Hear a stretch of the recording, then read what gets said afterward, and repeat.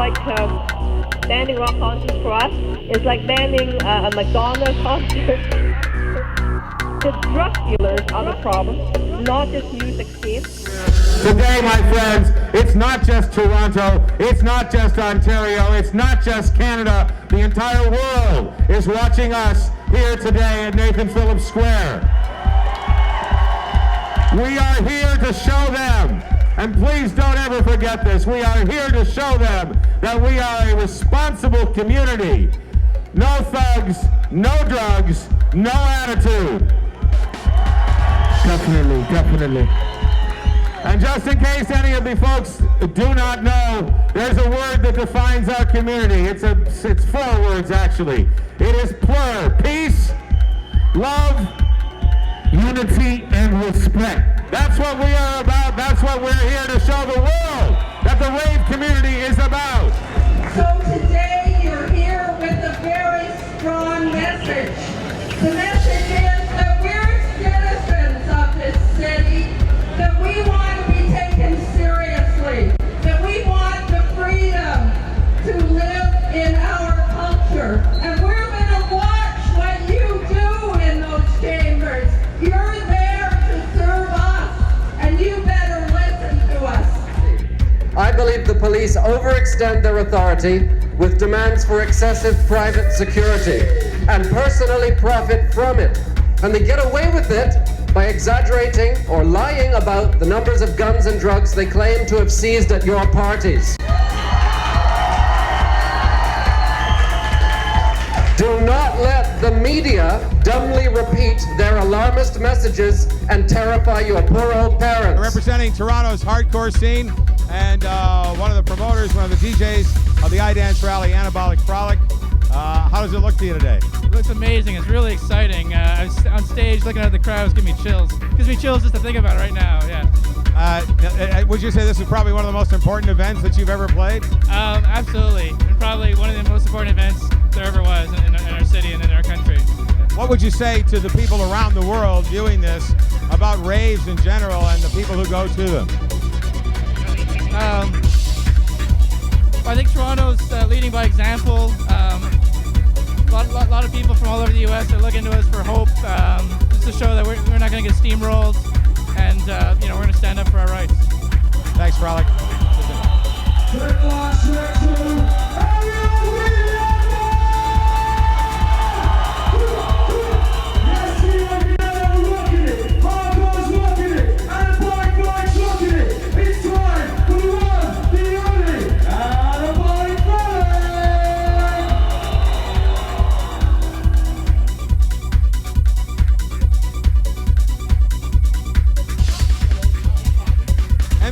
I'm standing back here. Now, you're here illegally from England. How does what's happening here compare to what you've seen happen in England? Well, this today is absolutely amazing. This is like the old free parties in England the way they used to be. Drug dealers are the problem, not just music scene. Remember, that rock and roll will lead to drug use. We do not digitize and punish this vibrant young music culture. 5,000 to 10,000 young people attend raves on weekends on a regular basis. It's not a joke, Mr. Chairman. I'm not here to ask you to ban innocent. I'm not here to ask you to ban innocent. I'm not here to ask you to ban innocent.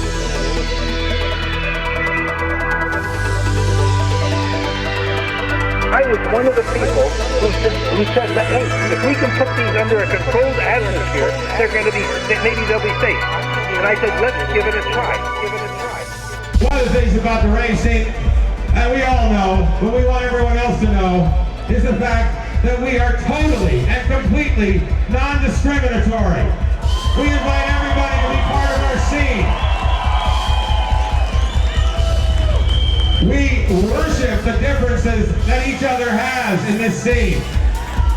Whether you are, no matter what color you are, no matter what ethnic background you are, and certainly no matter what sexual preference you may have, we welcome you into the rave scene. What is happening here today is going to affect everybody else in this city. It will affect the hip-hop parties. It will affect the reggae parties. It will affect Caravana. And it will certainly affect the Pride parties every year around the time of Pride Day and Gay Pride Week. Now, I'm not a raver, or at least I wasn't a raver until now. But I know that by working together with you, we can show City Council the strength of Toronto's youth, the value of the rave community, the need to restore our freedom to dance. Because you don't have to be a raver to know that banning personal expression is wrong. You don't have to be a raver to know that scapegoating an entire community is unjust.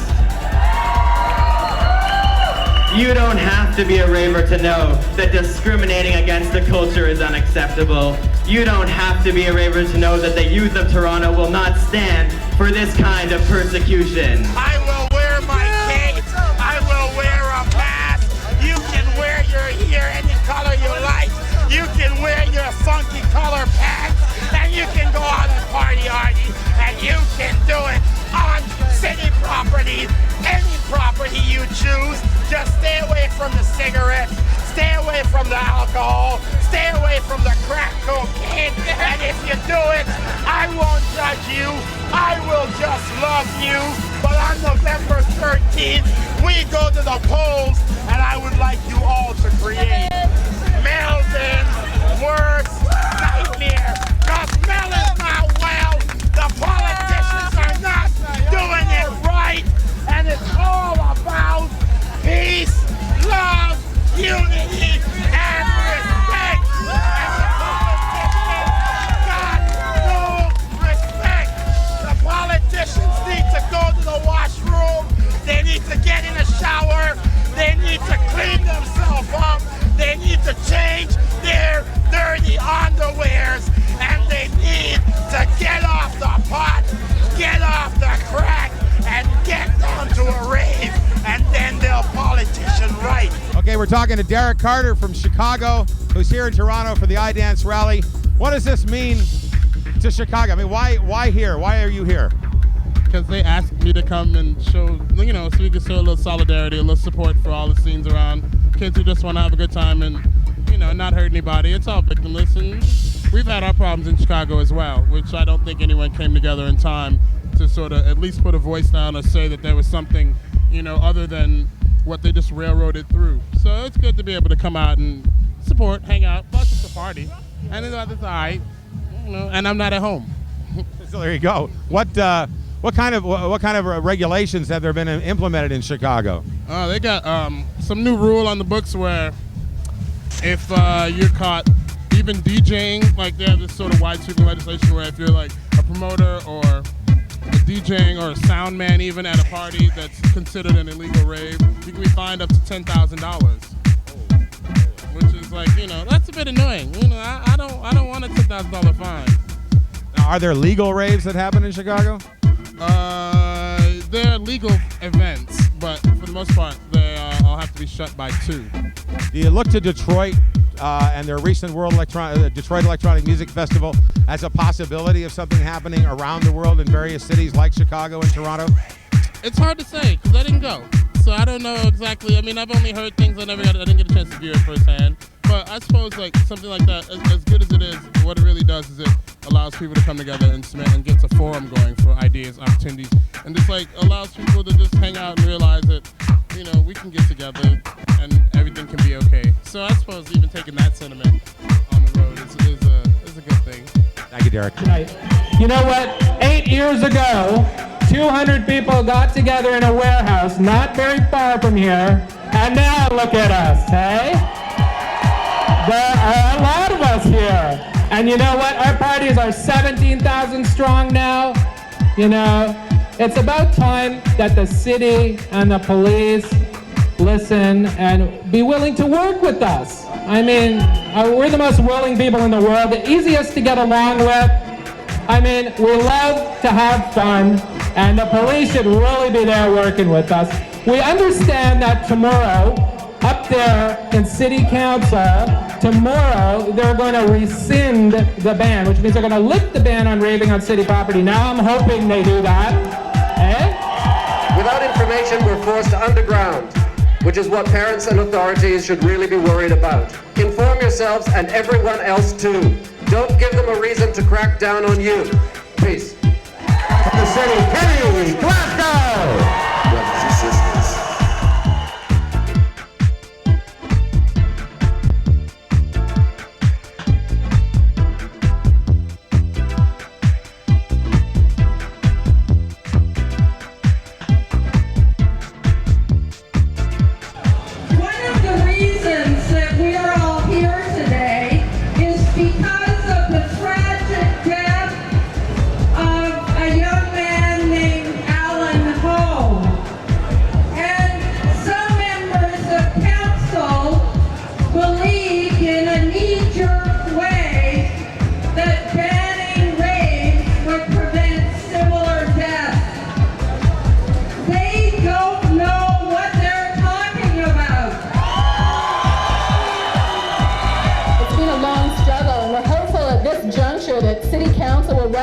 The good sense of this community, the good sense of the TDSC and the coroner's jury, and that they will lift the ban on city-owned venues and support access to private venues, that they will be fair and equitable in any permitting or licensing structure, that they will recognize the many contributions the rave communities make to Toronto, culturally, artistically, and financially. Are you ready to party? Here's Miss Honey Dijon!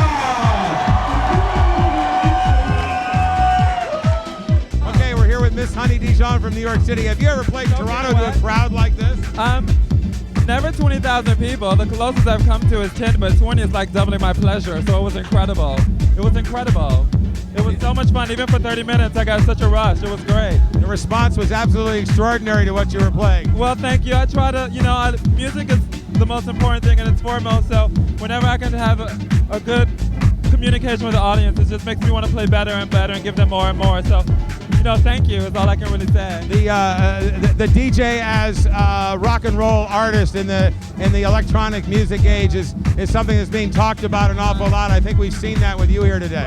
Well, I think it's a new generation, and with every generation moves, it evolves. There was rock and roll. First it was blues and rock and roll, and now there's hip hop, and now there's electronica. So I think each new generation brings their own set of standards, who's good and what's good, and who's on top and who's not on top. And some people say rock and roll is an old man's game, but I'll drop a Rolling Stone track in the middle of a set. It's all music and we should embrace it all. And kids, they think we're rock and roll, that means more money for me. Actually, we've heard you like it on top. Is that true? On top of somebody else, yeah, maybe. Honey Dijon. One thing that you might be interested to know is that City Council is meeting right now in that building. They're meeting, and we've already been told to turn it down a little bit. Yes!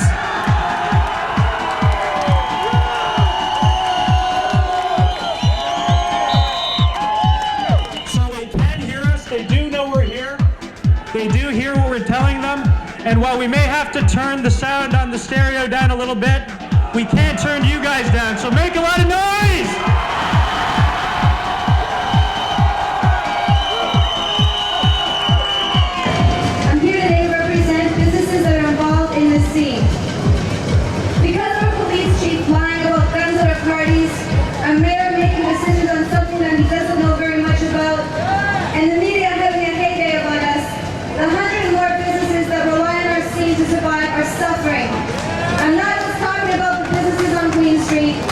I'm talking about the DJs you love, the flyer designers, printing companies, sound and lighting companies, security companies, promoters. The list goes on and on and on.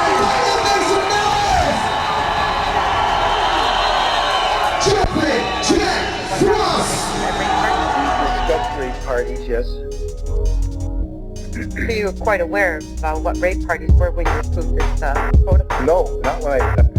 Not when I went along with it. I thought I didn't know what a rave party was. Well, why did you approve it if you didn't know what? Because I thought we could control them. I thought we could control them. I didn't know what a rave party was. I thought we could control them.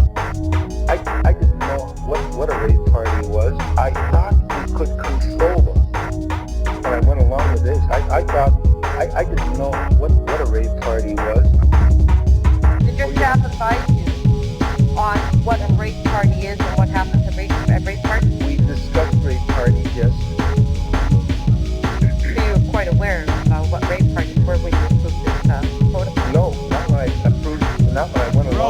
Michael from Chicago. What does this scene in Toronto mean to you? My favorite place to play in the world. So I've always told people that I love Toronto. Toronto's been really good to me, so I'm just glad to be a part of it. Now, I understand by talking to Derek that in Chicago right now, there's like a 2 o'clock curfew. Yeah, there's a 2 o'clock curfew, but it's even worse. I think they're trying to ban DJs like $10,000 if they get caught playing at a rave. And I mean, it's just crazy. How can you find a DJ $10,000 for playing records? It's just ridiculous. And it's really good to see the Toronto people come together in support of the scene. Is there any kind of organization like this happening in Toronto, in Chicago? Not that I know of. That's why I'm so overwhelmed by the the Toronto people, how they come together, the different promoters, the people, they all work together, and it shows, there's a real community feeling here. Bill, on behalf of the iDance Committee, thank you for doing this, man. Thanks for having me.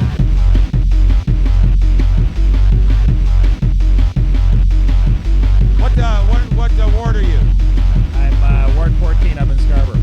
All right, now today's events and some other events have sort of changed your mind about what's going on. What exactly has gone into changing your mind? Well, I didn't support it the first time out. I've got 3 kids at home. They asked me to rethink it.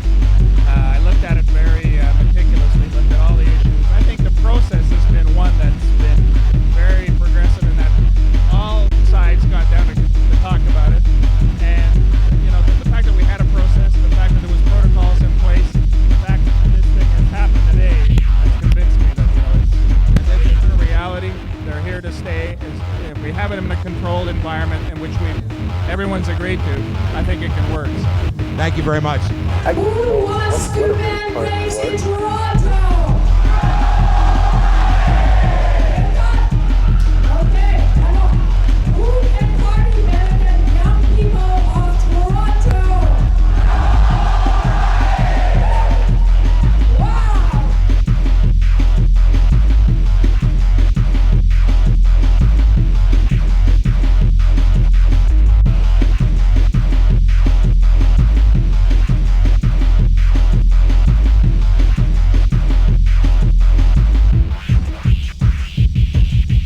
When I went along with it, I thought, I didn't know what a rave party was. But why did you approve it? You didn't know what it was. Because I thought